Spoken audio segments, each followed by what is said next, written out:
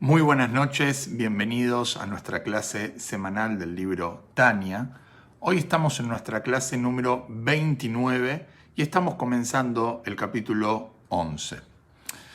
En la clase anterior, en el capítulo 10, hablamos de los dos niveles de tzadikim, el tzadik betoblo y el tzadik berralo. Ese tzadik betoblo que no tiene vestigio de mal, ya que lo transformó totalmente al bien, y el tzadik berralo que todavía tiene un vestigio de mal, pero solamente tiene la instigación al mal, pero en absoluto no lo tiene en lo concreto, lo tiene totalmente dormido dentro de él.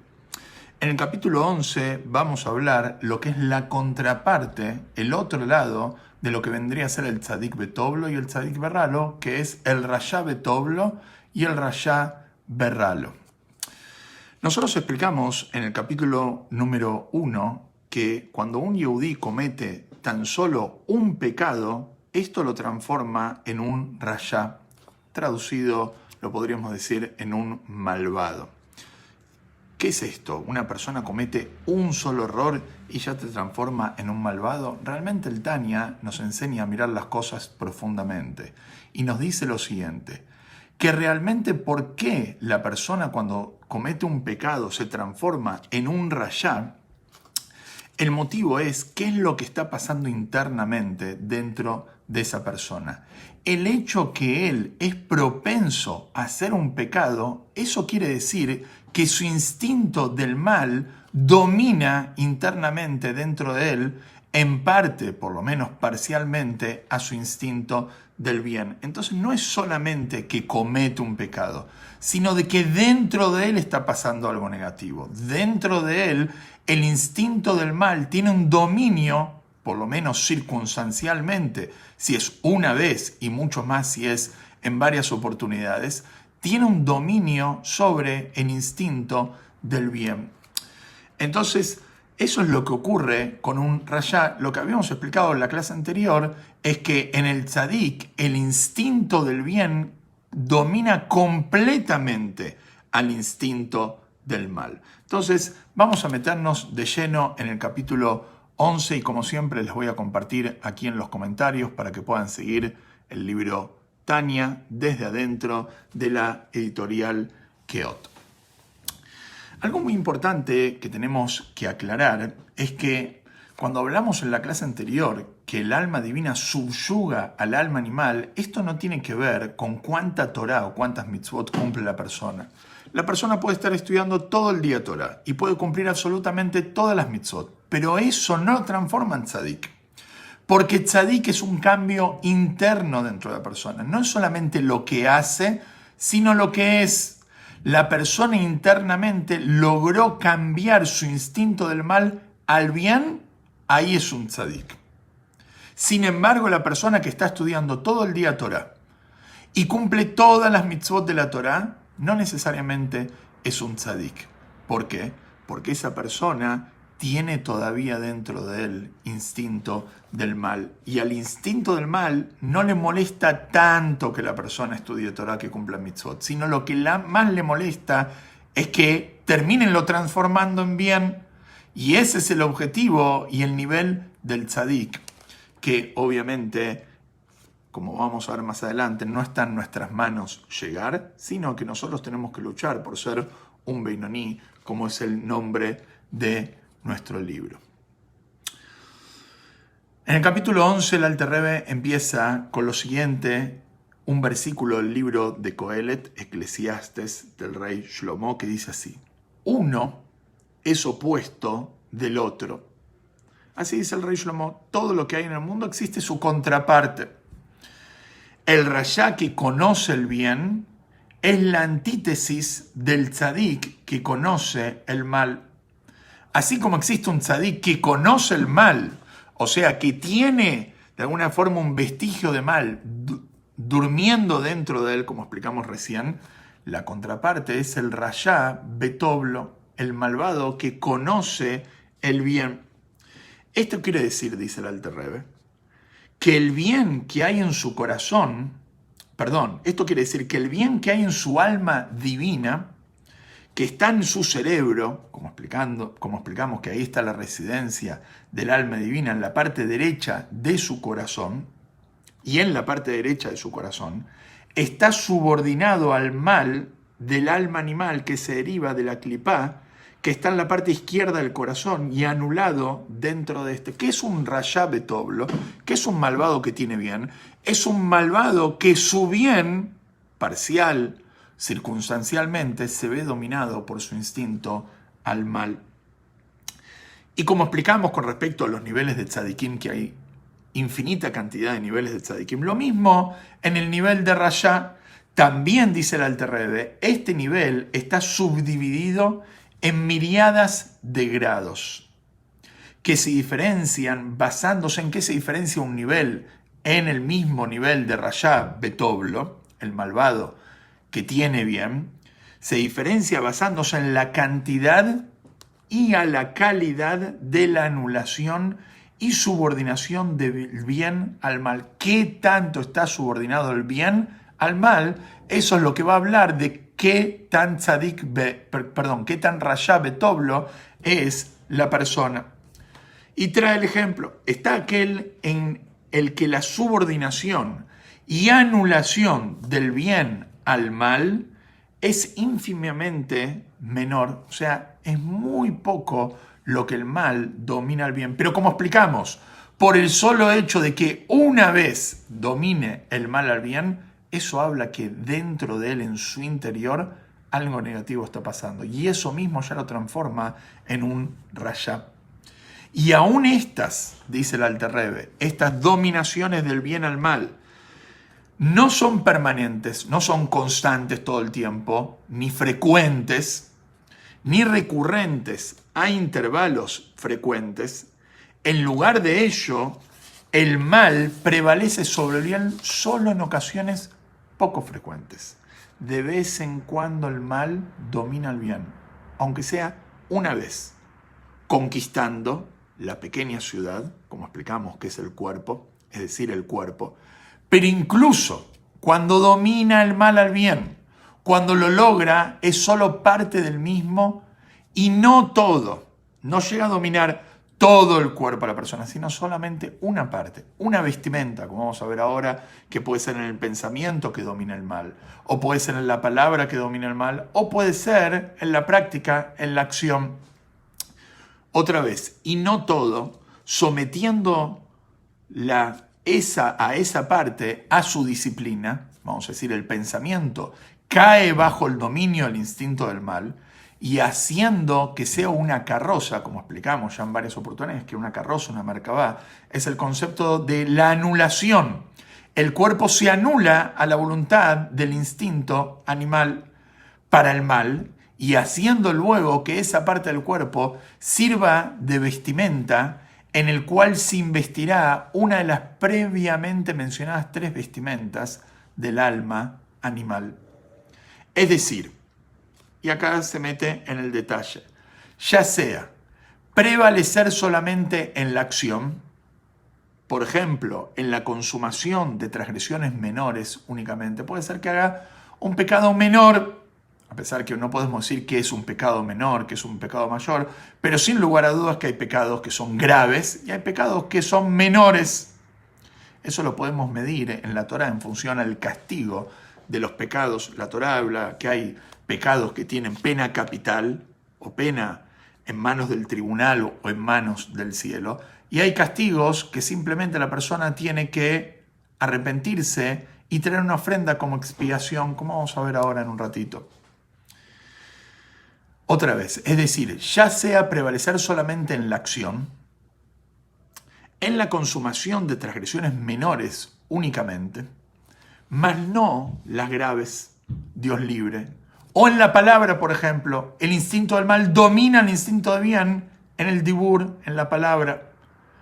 Pero apenas en la palabra, ¿a qué se refiere a la palabra? En la expresión de aquello rayano, en hebreo se dice abak lashon hara. ¿Qué es el abak lashon hara? Existe el lashon hara que significa maledicencia, hablar mal de otra persona. Aunque sea verdad, Porque hablar algo que es mentira de otra persona es directamente motziv shen ra, es una calumnia, es mucho más grave. Lashon hara es cuando uno habla mal del otro, aunque lo que esté contando es verdad, pero realmente no lo tendría que haber contado. Hay muchos detalles en la ley. En las leyes no es el momento y el espacio para explicarlo. Pero también existe algo que se llama abak lashon hara. Abak lashon hara es como polvo de lashon hara. Tiene gusto lashon hara. ¿Por qué? Porque provoca que se termine hablando lashon hara de esa persona. Por ejemplo, cuando uno dice, no me hagan hablar de fulano, no les quiero decir lo que hizo. No dijiste lo que hizo, pero el solo hecho de decir, no me hagan hablar, eso da lugar a que el otro interprete y termine hablando lashon hara. Entonces puede ser que el instinto animal domine a la persona en lo que es la palabra, y no en algo grave, sino en polvo de lashon hara. En la difamación y en la mofa y similares, o solo en el pensamiento, por ejemplo. Puede ser que el instinto animal no llegue a dominar la palabra de la persona, menos la acción, pero domina en el pensamiento de la persona, que obviamente eso es lo más difícil de controlarnos. Por ejemplo, en reflexiones de pecado, que en algunos aspectos son peores que el pecado mismo. Está traído que pensar algo prohibido en algunos casos es peor que la acción en lo referente a uno mismo. ¿Por qué? Se trae el ejemplo de que la persona tiene 3 vestimentas, como explicamos, pensamiento, palabra y acción. De estas 3 vestimentas, donde el alma se inviste en ellas, existen vestimentas externas, donde el alma no se involucra mucho en eso, por ejemplo en la acción. Existen vestimentas intermedias, que es la palabra, pero existe una vestimenta que es la vestimenta más cercana al alma, que es el pensamiento de la persona. Por eso la persona puede hacer y dejar de hacer. Es como que la persona se puede poner una campera y sacarse la campera. La persona se puede poner una camisa y sacarse la camisa. Hablar y dejar de hablar. Pero la persona no puede dejar de pensar, porque es como el cuerpo de la persona. Es como el cuerpo para el alma, el pensamiento. La persona, por cuanto que el alma vive, el pensamiento, al ser parte íntegra del alma, la persona no puede dejar de pensar, puede cambiar de pensamiento. Entonces, si yo les pregunto a ustedes, ¿qué es más grave? ¿Pecar en la acción? ¿Pecar en la palabra? ¿O pecar en el pensamiento? Entonces la respuesta es, depende. En lo que refiere al otro, es mucho más grave hacerle mal, hablarle mal, y como último, menos grave es pensar mal del otro, porque el otro quizás nunca se entera de esto. Ahora, en lo que refiere a mí, al daño que yo me estoy haciendo a mí mismo, es mucho más grave mi pensamiento prohibido que mi palabra prohibida, y mucho menos que mi acción prohibida. ¿Por qué? Porque no es lo mismo ensuciar una ropa de tela normal que una ropa de seda. Mientras más importante es la vestimenta, más grave es cuando uno lo mancha. Por eso en Hasidut siempre se habla que la persona tiene que cuidar el pensamiento. Seguimos leyendo. Este es el caso, aun cuando la persona en realidad no está pensando cometer un pecado. No es que la persona piensa en hacer el pecado, sino que tan solo se permite la meditación, por ejemplo, traigo un ejemplo, el Alter Rebbe, en la unión carnal del hombre y la mujer en general, en lo que es pensamientos pecaminosos que no debería pensar la persona, con lo cual viola la advertencia cuando una persona piensa en estas situaciones prohibidas para él, viola la advertencia de la Torá, te cuidarás de toda cosa mala. Y que nuestros sabios en la Guemará interpretaron en el sentido de que la persona no debe albergar fantasías impuras durante el día para que no se vuelva impuro durante la noche. Si la persona va a pensar cosas prohibidas durante el día, obviamente va a terminar pensándolas durante la noche, va a llegar a situaciones indebidas.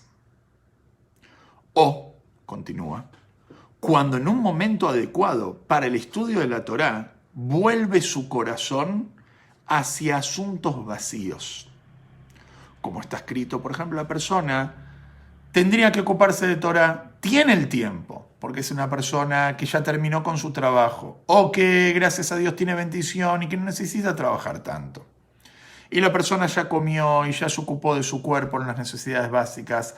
La persona tendría que estudiar Torah. ¿Y qué hace esa persona en vez de estudiar Torah? Se dedica a cosas banales, a pasatiempos. Entonces esa persona, como está escrito en la Mishnah, en el tratado de Pirkei Avot, dice así: aquel que se despierta de noche, cuando tiene tiempo de estudiar Torah, la persona descansó y se despierta en la noche. Y es un momento donde estaría tranquilo, no tiene que ir a trabajar en ese horario. Y en vez de estudiar Torah, vuelve su corazón al ocio.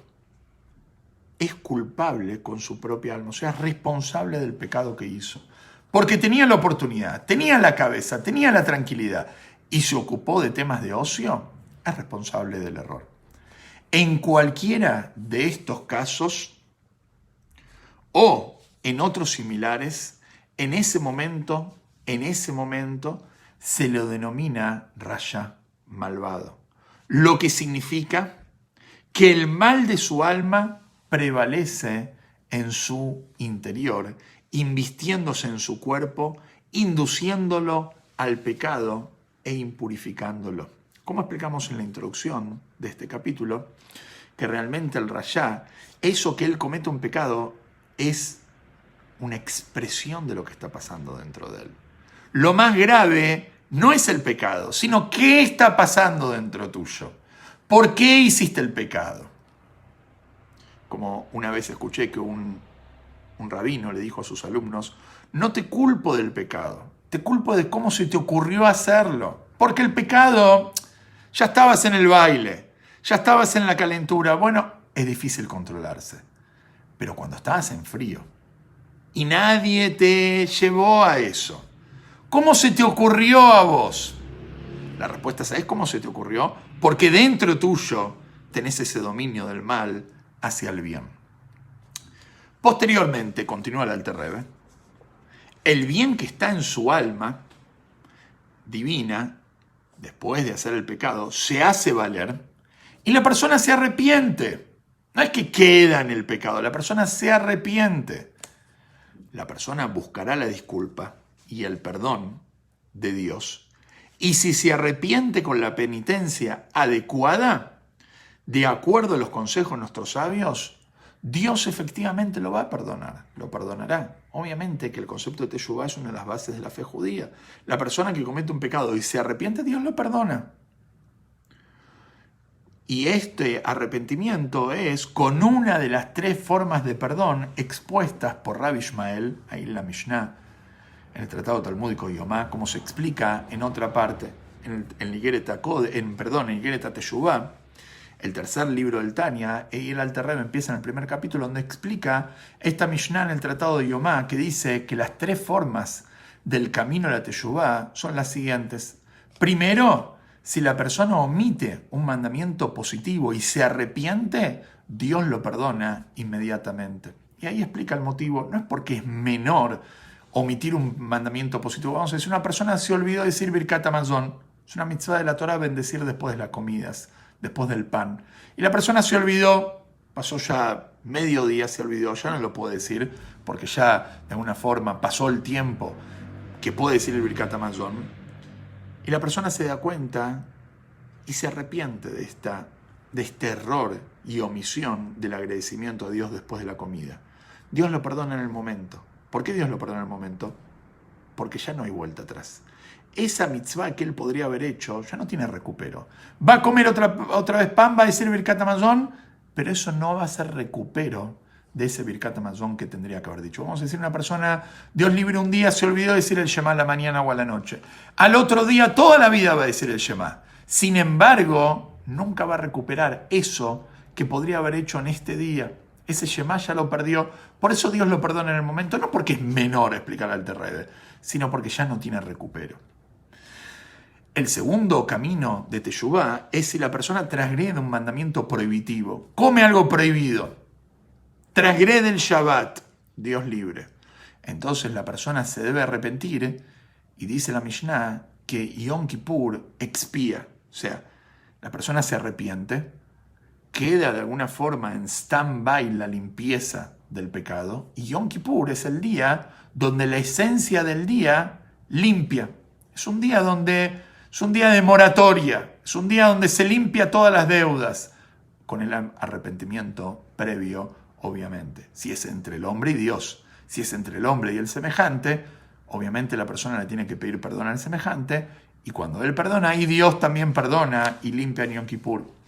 Y el tercer camino es cuando la persona, Dios libre, transgredió un pecado que tiene que ver con una transgresión que tendría pena de caret. Caret es una muerte espiritual donde se le corta el alma a la persona de lo grave del pecado que cometió, o en época de la época del Beit HaMikdash, que transgredió un pecado que tiene pena capital por manos del tribunal. Entonces la persona hoy en día, por cuanto que no hay muerte a manos del tribunal, entonces la persona, si se arrepiente y Yom Kippur pasó, entonces finalmente su pecado es limpiado por medio de los sufrimientos que le viene a la persona. Por cuanto que la persona de alguna forma tiene que rendir cuentas y pagar por el error cometido, es preferible que la persona limpie el pecado en este mundo y no Dios libre que lo tenga que limpiar en el mundo venidero, como está traído el dicho de nuestros sabios, que es mejor toda una vida de sufrimiento en este mundo que un momento de sufrimiento en el mundo verdadero. En resumen, la diferencia entre lo que hablamos en el capítulo anterior, el capítulo 10, y este capítulo, en el tzadik berralo, el justo que tiene mal, el mal dentro de él nunca se activa. Está en un estado durmiendo, totalmente anulado al bien, nunca se activa. Y en el tzadik betoblo está totalmente transformado, ya directamente no existe. En su contraparte, en el rasha betoblo, el bien, a pesar que el mal lo domina, el bien sí existe. Y puede existir y estar activo muchas veces. Es más, puede ser mayoritaria la parte del bien frente al mal. Sin embargo, el solo hecho de tener una acción negativa, una palabra o tan solo un pensamiento, habla que internamente la persona, algo dentro de él está pasando. Sobre el tema que hablamos hoy, de un solo pecado que la persona comete, esto lo transforma en un rayá, hay un famoso ejemplo que trajo el mashpia, Rav Shlomo Kesselman, Haim Shloime Kesselman, un mashpia en Israel, en Kfar Chabad, que él dijo que había una vez una persona que guiaba toda su vida con su reloj, iba a su trabajo con su reloj y siempre lo tenía en horario. Un día, por una circunstancia, el reloj salió de hora y se movió un minuto incorrecto. Esta persona, una vez que perdió ese minuto y el reloj ya está un minuto menos, un minuto más, ahora toda la vida, si él no lo pone en horario, va a llegar tarde al trabajo, va a perderse el tren, va a perderse el avión. ¿Por qué? Por un minuto. Este es el punto del Rasha Betoblo. Un solo error ya mueve el norte del lugar incorrecto. Si Dios quiere, vamos a continuar con el capítulo 11, este capítulo tan lindo, en el próximo Shiur. Que tengamos una excelente semana. Shavua Tov.